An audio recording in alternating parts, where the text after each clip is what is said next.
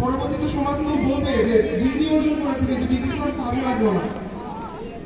আমি এখানে আরেকটু কথা যোগ করতে চাই। আমি বিভিন্ন চাকরির ইন্টারভিউ দিচ্ছি, সেখানে জীবনে এত সফলতা একটা জোরে করতালিটা আরেকটু জোরে হবে। প্রিয় দর্শক, বিশ্ব দৃষ্টি দিবস 2025 সিএসএফ কর্তৃক আয়োজিত বিশ্ব দৃষ্টি দিবস আজকে অনুষ্ঠিত হচ্ছে।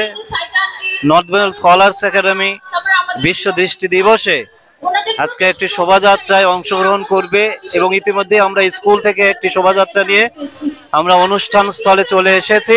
প্রফেসর ডক্টর এম এম মোহিত সাহেব দৃষ্টি প্রতিবন্ধীদের নিয়ে কাজ করেন। দীর্ঘদিন যাবৎ উনি শাহজাদপুর সহ সারা বাংলাদেশের বিভিন্ন অঞ্চলে দৃষ্টি প্রতিবন্ধীদের নিয়ে উনি কাজ করেন, দৃষ্টি ফিরিয়ে দেন, পুনর্বাসন এবং চিকিৎসা করেন। সেই তারই অংশ হিসেবে আজকে এই বিশ্ব দৃষ্টি দিবসে উনি আজকের এই মহৎ আয়োজন করেছেন।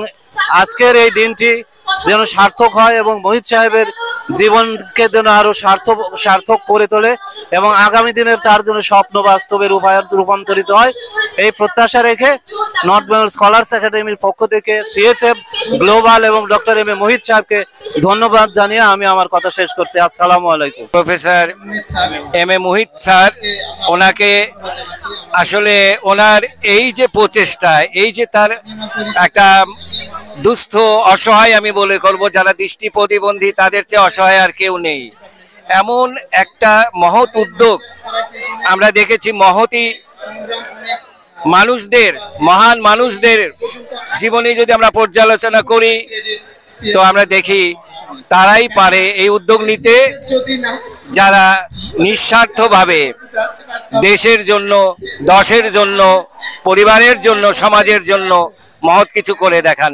তেমনি একটা উজ্জ্বল দৃষ্টান্ত আজকের এই দিন, দৃষ্টি প্রতিবন্ধী দিবস। আজ বিশ্ব দৃষ্টি দিবস।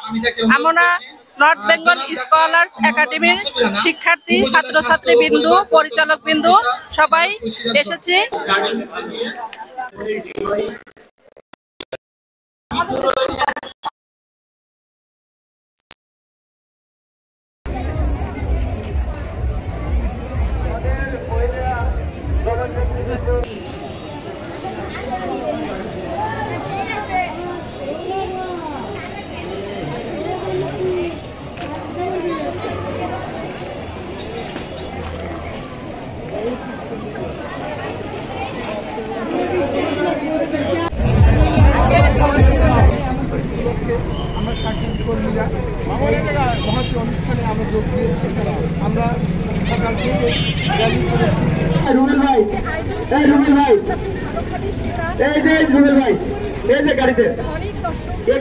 আল্লাহ হাফেজ, বাংলাদেশ জিন্দাবাদ। আজকের র্যালি এখানেই সমাপ্তি ঘোষণা করছি।